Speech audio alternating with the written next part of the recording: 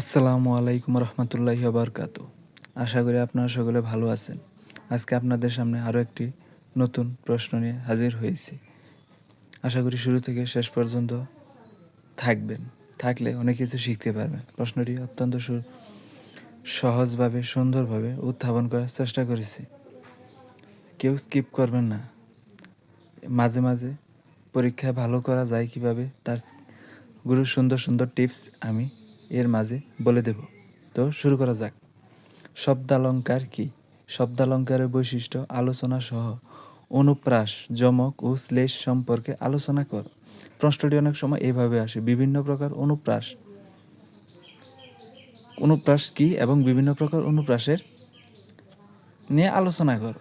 মানে একের ভিতরে বিভিন্নভাবে প্রশ্নটা আসতে পারে। তাই আমি প্রশ্নটা এমনভাবে সাজিয়েছি যাতে আপনারা যে কোনো ধরনের প্রশ্ন শব্দালঙ্কার থেকে আসলে উত্তর করতে পারেন।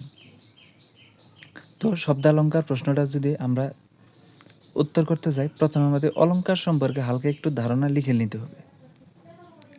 অলঙ্কার, অলম অর্থ ভূষিতকরণ, অর্থাৎ যা দ্বারা ভূষিত করা হয় তাই অলঙ্কার।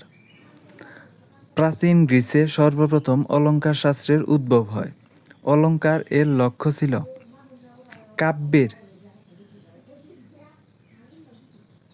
বা হাগ্মিতা ও রচনার গুণাগুণ নির্দেশ করা। ডক্টর সুনীত কুমার চট্টোপাধ্যায় বলেন, যে কোন ধারা ভাষার শক্তি বর্ধন ও সৌন্দর্য সম্পাদন হয় তাকেই অলঙ্কার বলে। এই অলঙ্কারের সুন্দর সংজ্ঞাটা যখন দিবেন, পরীক্ষা আপনার খাতাটা অত্যন্ত সুন্দরভাবে মূল্যায়ন করবে। সে বুঝবে যে আপনার মধ্যে কিছু একটা আছে।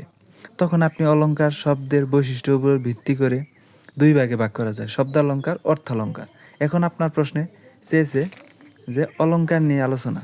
এখন আপনি অলঙ্কার নিয়ে লিখবেন। অলঙ্কার, শব্দালঙ্কার, দুই বা ততোধিক ধ্বনি বা ধ্বনিগুচ্ছ যুক্ত অথবা বিযুক্তভাবে কাব্যের চরণে ব্যবহৃত হয়, যে সৌন্দর্য সৃষ্টি করে তাকে শব্দালঙ্কার বলে। শব্দালঙ্কার মূলত ধ্বনি বা বর্ণের খেলা। এটা আমি আপনার বোঝার জন্য লিখেছি, এটা না লিখলেও চলবে। যেমন, চুল তার কবেকার অন্ধকার বিদিশা নিশা, জীবনানন্দ দাশ বলেছেন। চুল তার লাস্টের দিকে দেখেন মিলছে, চুল তার কবেকার অন্ধকার বিদিশার নিশা। এখন শব্দালঙ্কারে বৈশিষ্ট্য, এটা আপনাকে পরীক্ষার খাতায় প্রশ্নের জন্য যদি পরীক্ষায় শব্দালঙ্কারের বৈশিষ্ট্য সহযোগ বুদ্ধি যদি বলে তো আপনি দিবেন, আর যদি না বলে, যদি বলে যে শব্দালঙ্কার কি, সব বিভিন্ন প্রকার শব্দালঙ্কারের আলোচনা করো, তো প্রশ্ন অনেক বড় হয়ে যাবে, না দিলেও চলবে। যদি চায় তো দিবেন। শব্দালঙ্কার বৈশিষ্ট্যগুলো আলোচনা করা হলো। শব্দের ধ্বনিরূপকে আশ্রয় করে এই অলঙ্কার সৃষ্টি হয়। শব্দালঙ্কারের আবেদন কানে। শব্দালঙ্কার শব্দের সৌন্দর্য বৃদ্ধি করে। শব্দালঙ্কার দৃশ্যমান। শব্দালঙ্কারের কাঠামো আছে, এটি একটি নির্দিষ্ট কাঠামোর মধ্যে আবদ্ধ থাকে। শব্দালঙ্কার দর্শনের ইন্দ্রিয় দ্বারা বোঝা যায়। শব্দালঙ্কারের রস শ্রবণযোগ্য। শব্দালঙ্কার শব্দের অলঙ্কার। শব্দালঙ্কার মূর্ত। শব্দালঙ্কারের সমার্থক শব্দ বসতে পারে না। শব্দালঙ্কারে কখনো সমার্থক শব্দ বসবে না, এটা খেয়াল রাখবেন। ধ্বনি পরিবর্তনে শব্দালঙ্কার নষ্ট হয়। শব্দালঙ্কারে শব্দরূপ প্রধান। এরপর শব্দালঙ্কারের প্রকারভেদ দিয়ে লিখবেন। শব্দালঙ্কার নানা প্রকারের হয়ে থাকে, তাদের মধ্যে প্রধান হচ্ছে অনুপ্রাস, যমক, শ্লেষ, বক্রোক্তি, পুনরুক্ত পুনরুক্ত বোধাভাস। এখন অনুপ্রাস নিয়ে আলোচনা। অনুপ্রাস, একই ধ্বনি বা ধ্বনিগুচ্ছ চরণের মধ্যে যুক্ত অথবা বিযুক্তভাবে দুই বা ততোধিকবার ব্যবহৃত হয়ে কাব্যের সৌন্দর্য বৃদ্ধি করে, তখন তাকে অনুপ্রাস বলে। যেমন, কেতকী কেশরে কেশ পাশ করে। মহাভারতের কথা অমৃত সমান। কাশিরাম দাস কহে শুনে পূর্ণবান। কাশিরাম দাস এটা বলছে। বা অনুপ্রাসের সংজ্ঞা এটাও দিতে পারি আমরা, একই ধ্বনি বা ধ্বনিগুচ্ছের পুনঃ পুনঃ বিন্যাসকে অনুপ্রাস বলে। অনুপ্রাস সাধারণত শব্দের প্রথমে, মাঝে ও শেষে বসে। অনুপ্রাস দেখেন, খেয়াল করে দেখেন, কেতকী কেশরে কেশ পাশ করে, কে কে কে শুরুতে বসছে। আবার এইখানে দেখি মহাভারতের কথা, অমৃত সমান মান মান। কাশিরাম দাস কহে, শুনে পুণ্যবান বান মান বান, লাস্টের দিকে বসছে। তো লাস্টে যদি বসে এটা হলো অন্তানুপ্রাস। এটা আমরা পরবর্তীতে দেখাচ্ছি। অনুপ্রাস আবার বিভিন্ন প্রকার হতে পারে, যথা এখন অনুপ্রাসের সংজ্ঞাগুলো আমরা ধারাবাহিকভাবে দেব। প্রথমে দিব আমরা আদ্য অনুপ্রাস। কবিতার দুই চরণের আদিতে ধ্বনিগুচ্ছের যে মিল থাকে তাই আদ্য অনুপ্রাস। উদাহরণে দেখি, পাকা যে ফল পড়িল মাটির টানে, মাটির টানে শাখা আবার চাই কি তাহার পানে। দেখেন, পাকা শাখা আদ্য অনুপ্রাসিকে শব্দের শুরুতে, মানে কি পাকা মাঝেও না, মাঝখানেও একটা বাক্যের মাঝেও না, শেষেও না, শব্দের বাক্যের শুরুতে পাকা শাখা, তাই এটা আদ্য অনুপ্রাস। আবার দেখি, বাবুদের তাল পুকুরে হাবুদের, বাবুদের হাবুদের ডাল পুকুরে, এটা কাজী নজরুল ইসলাম বলছেন। আদ্য অনুপ্রাস। মধ্যানুপ্রাস, কাব্যের একই চরণের মধ্যে ধ্বনিগুচ্ছের যে মিল থাকে তাকে মধ্যানুপ্রাস বলে। যেমন, চুল তার কবেকার অন্ধকার বিদিশার নিশা, জীবনানন্দ দাশ। কাব্যের মাঝখানে বসছে এটা, দেখেন খেয়াল করে। অন্তানুপ্রাস, কবিতার এক চরণের শেষে যে শব্দ ধ্বনি থাকে অন্য চরণের শেষে তারই পুনরাবৃত্তিতে যে অনুপ্রাস অলঙ্কার সৃষ্টি হয় তাকে অন্তানুপ্রাস বলে। কবিতার দুই চরণের শেষে ধ্বনিগুচ্ছের যে মিল তাকে অন্তানুপ্রাস বলে। এই সংজ্ঞাটিও দিতে পারেন। উদাহরণ, এইখানে তোর দাদির কবর ডালিম গাছের তলে, 30 বছর ভিজাইয়ে রেখেছি দুই নয়নের জলে। তলে জলে লাস্টে, জসিমউদ্দিনের এই কবিতাটা। তো দেখেন অন্তানুপ্রাস লাস্টে। আবার আরেকটা দিতে পারি, গগনে ছড়ায়ে এলো চুল, চরণে জড়ায়ে বনফুল, চুল ফুল লাস্টের দিকে। দিঘির কালো জলে সাজের আলো জ্বলে, জলে ঝলে লাস্টে। সেকানুপ্রাস দেখেন, একই ধ্বনি বা ধ্বনিগুচ্ছ যুক্ত বা বিযুক্তভাবে ক্রমানুসারে দুইবার ব্যবহৃত হয় তাকে সেকানুপ্রাস অলঙ্কার বলে। যেমন, উদাহরণ দেখে, লঙ্কার পঙ্কজরবি গেল অস্ত্রা চলে, যৌবন মম যৌবন বন, বন বন। মানে কি, একই ধ্বনি বা ধ্বনিগুচ্ছ যুক্ত অথবা বিযুক্তভাবে ক্রমানুসারে দুইবার, মানে পরপর দুইবার, যৌবন বন বন, মানে পরপর দুইবার উচ্চারিত, দুইবার হবে পরপর। যেমন দেখি, কুড়ির ভিতর কাঁপিছে গন্ধ অন্ধ হয়ে, গন্ধ অন্ধ, মানে কি পরপর বসবে। সেকানুপ্রাসে পরপর একই ধরনের উচ্চারণ, মানে একই ধরনের সাউন্ড হবে। বৃত্তানুপ্রাস, একই ব্যঞ্জন ধ্বনি বা ধ্বনিগুচ্ছ একাধিকবার বা বহুবার ধ্বনিত হলে তাকে বৃত্তানুপ্রাস অলঙ্কার বলে। অথবা একই ব্যঞ্জন ধ্বনি ক্রমানুসারে বৃত্তের মতো ব্যবহার করাকে বৃত্তানুপ্রাস বলে। বৃত্তানুপ্রাস মানে কি, নাম শুনে বোঝা যায় বৃত্তের মতো ঘুরবে, এখানে স্বরধ্বনি ব্যবহৃত হয় না। বৃত্তানুপ্রাসে স্বরধ্বনি ব্যবহৃত হয় না, এটা মাথায় রাখবেন। উদাহরণে দেখি, কেতকী কেশরে কেশ পাশ করে, মানে বৃত্তের মতো একই ব্যঞ্জন ধ্বনি করছে। কার কথা কবেকার কানে, বাজিল বনে বাঁশের বাঁশুরি, বনে বনে বাজাইছে বনবিহারী। যমক, একই শব্দ বাক্যে দুই বা ততোধিকবার ব্যবহৃত হয়ে যখন ভিন্ন অর্থ প্রকাশ করে তখন তাকে যমক অলঙ্কার বলে, তবে সাধারণত দুইবার ব্যবহৃত হয়, এটা মনে রাখতে হবে। ভারত ভারত খ্যাত আপনার গুণে, আদ্য যমক। কিন্তু ভারত, প্রথম ভারত দ্বারা বোঝাইছে ভারতচন্দ্রকে, এটা একজন কবির নাম।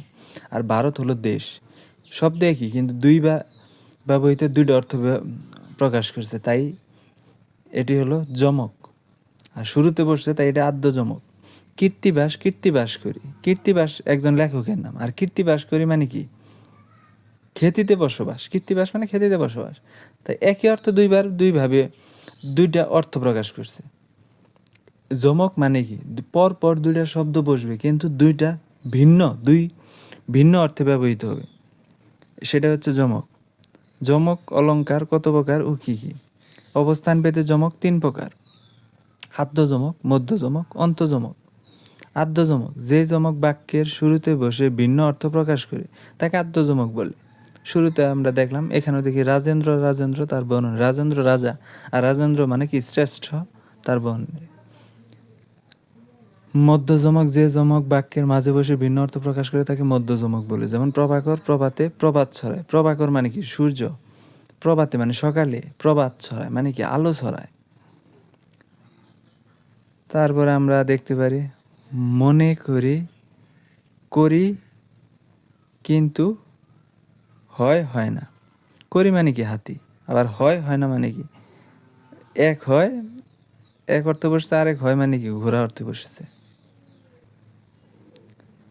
অন-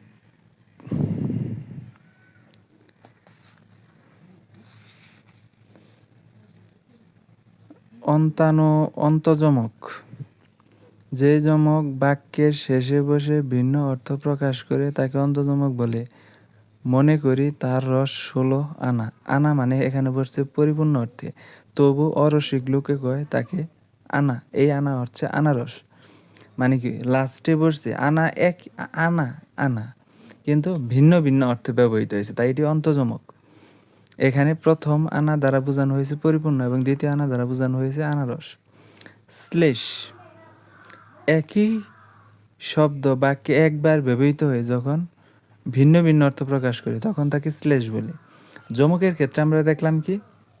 দুইটা ভিন্ন শব্দ, দুইটা অর্থ ব্যবহৃত হয়েছে, কিন্তু শ্লেষে শব্দ একটাই কিন্তু দুইটা অর্থ প্রকাশ করবে। যেমন কে বলে ঈশ্বর গুপ্ত ব্যপ্ত চরাচর। ঈশ্বর মানে কি? স্রষ্টাকে বোঝা। আবার ঈশ্বর গুপ্ত দুইটা একসাথে বসলে একটা কবির নাম। ব্যপ্ত মানে প্রকাশিত হওয়া বুঝাইছে আর কি। যাহার প্রভায় প্রভা যায় প্রভাকর। প্রভায় মানে কি? সূর্য। প্রভা যায় মানে আলো যায়, প্রভাকর সূর্য। এখানে ঈশ্বর। 5 পুত্র প্রিপতি সবে যুবজানি, যার যুবতী বউ আছে, যুবজানি। আর প্রিপতি মানে রাজা। আবার শ্লেষের ক্ষেত্রে এইটা দেখতে পারি, অতি বড় বৃদ্ধপতি সিদ্ধিতে নিপুণ, কোনো গুণ নাই তার কপালে আগুন। এখানে দেখি বৃদ্ধপতি, বৃদ্ধ মানে কি? বয়স্ক লোক বোঝায়, কিন্তু বৃদ্ধপতি যখন বোঝায় তখন মানে কি? জ্ঞানী লোককে বুঝাইছে। একই শব্দ দুই অর্থে প্রকাশ হয়েছে এখানে। এটা আমরা পড়ি এলো অন্নদামঙ্গল কাব্যে, এই চরণ থেকে এটা নেওয়া হয়েছে। যমক আর শ্লেষের পার্থক্যটা এখানে একটু দেখে নেন, খুব সুন্দরভাবে দিয়েছি। একই শব্দ দুইবার ব্যবহৃত হয়ে ভিন্ন অর্থ প্রকাশ করে যমক, আর একই শব্দ একবার ব্যবহৃত হয়ে ভিন্ন অর্থ প্রকাশ করে শ্লেষ। একটু সূক্ষ্ম পার্থক্য। তারপরে বক্রোক্তি। বক্রোক্তিকে ভাঙলে বক্র মানে বাঁকা, প্লাস উক্তি বাঁকা কথা। তার মানে কি? নামকরণ থেকে বোঝা যায় সংজ্ঞাটা কীরকম হবে। বক্তা যখন কোনো কথা সোজাসুজি না বলে ঘুরিয়ে বলে তখন তাকে বক্রোক্তি বলে। যেমন বক্তা এমনভাবে বলবে যে হ্যাঁ কথাকে না বোধক মনে হয়, আবার না বোধক কথাকে হা বোধক মনে হয়, অর্থাৎ স্পষ্ট বোঝা যায় না। উদাহরণ, গৌরী সেনের আবার টাকার অভাব। এখানে টাকার অভাব নেই, ভাবটি বাঁকাভাবে ব্যক্ত হয়ে রয়েছে।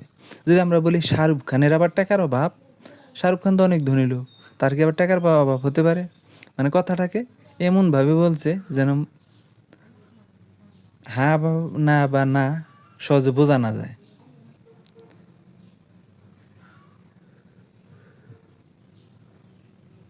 বক্রোক্তি অলঙ্কার দুই প্রকার, যথা শ্লেষ বক্রোক্তি ও কাকু বক্রোক্তি।